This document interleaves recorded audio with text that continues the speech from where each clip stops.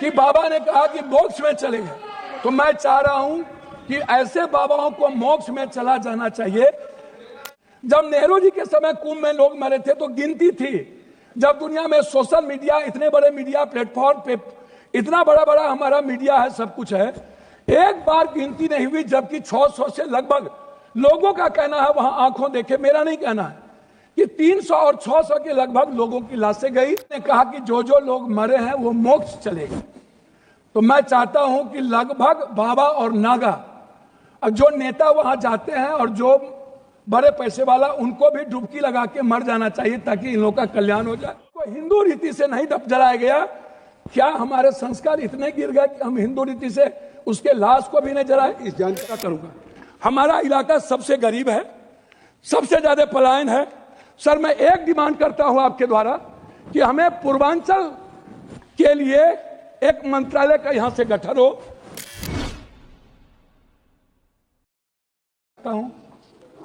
और माननीय राष्ट्रपति महोदय जी के अभिभाषण पर बोलने के लिए खड़ा हूं।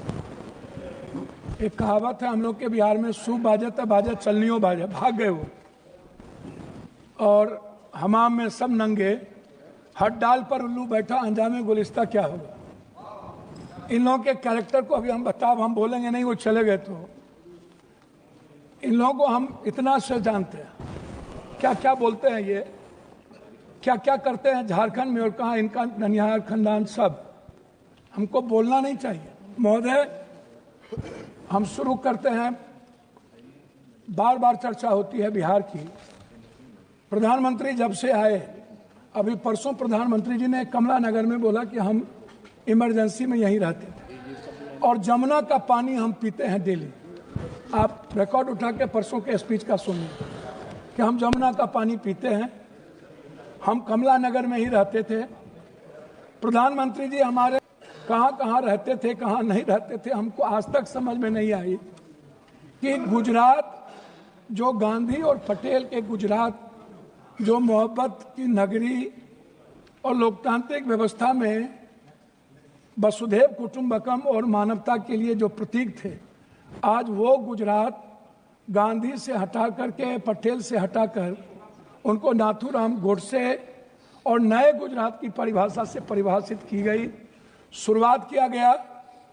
और जब आए तो उन्होंने काला धन, जाली नोट, 15 लाख रुपया से शुरू की, 2 करोड़ नौकरी, नोटबंदी, जीएसटी, आप उठा करके देख लें, एक भी वादे पर दोबारा, इतना प्रधानमंत्री की नोटबंदी सबसे अहम घोषणा थी, आज तक दोबारा चर्चा इस सदन में नहीं हुई कि नोटबंदी से किनको बेनिफिट मिला, किनको नहीं मिला, नोटबंदी से देश और किसान और महिलाओं की कितनी क्षति हुई, व्यापारियों की कितनी क्षति हुई और मजदूरों के हालात क्या हुए।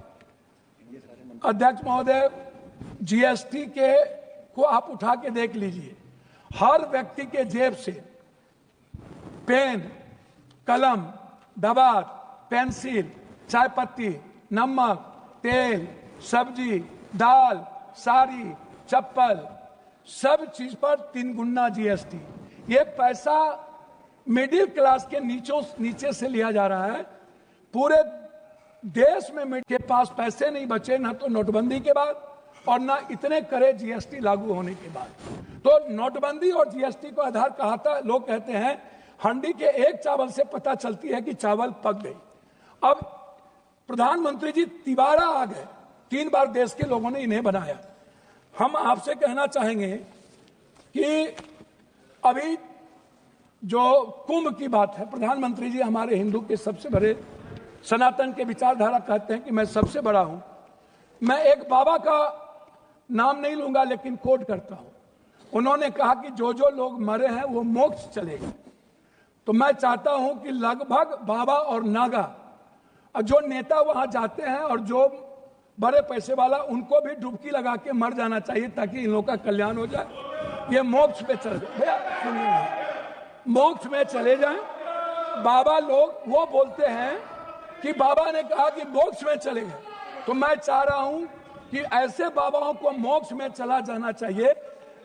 दूसरी बात, मैं मैं अंडरस्टैंड यंग, वो साधु संतों बाबाओं को आशीर्वाद दे रहे हैं, बाबाओं को आशीर्वाद दे रहे हैं। जी जी जी, मैं दूसरा बात, उन्होंने अंडरस्टैंड यंग को ही उन्होंने 2000 करोड़ का लगभग उन्होंने ठेका दिया, जबकि 13 में 19 में इन्हीं को कुंभ मेला का ठेका दिया गया था।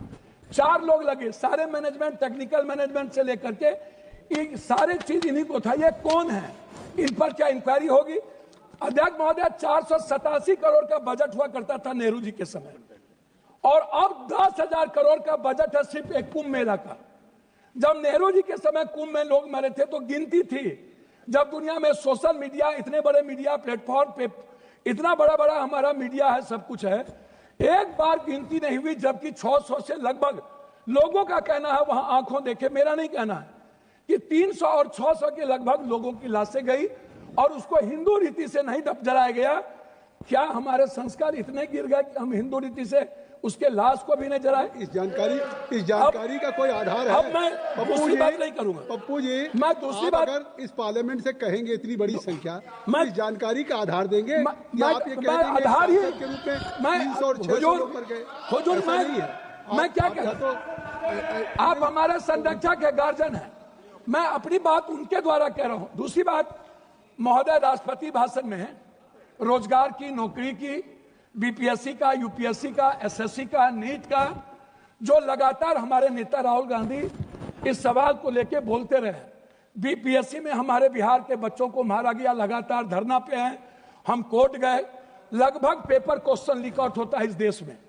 क्या कभी किसी पेपर, क्या कभी मिडिल क्लास या ओबीसी या ईबीसी का बेटा अब कभी नौकरी कर पाएगा? 3 बार प्रधानमंत्री रहते हुए आदरणीय प्रधानमंत्री जी के कार्यकाल में रेलवे की वैकेंसी नहीं निकली, बैंकिंग की वैकेंसी नहीं निकली, लगभग अग्निवीर हो गया। और इतना ही नहीं, नियोजित और संविदा की खेती होगी, परमानेंट नौकरी अब नहीं मिलेगा, नौकरी लगभग प्राइवेट की ओर चला गया। तो प्राइवेट में तो अध्यक्ष जी आरक्षण है नहीं, तो ओबीसी, ईबीसी, एसटी, एससी का बच्चा तो गया। आपने तो हमला कर दिया है आरक्षण पर, 67% आरक्षण नहीं देंगे। अब जाति जनगणना की बात बीजेपी के मुंह से शोभा नहीं देती। मैं कुछ और नहीं कहूंगा,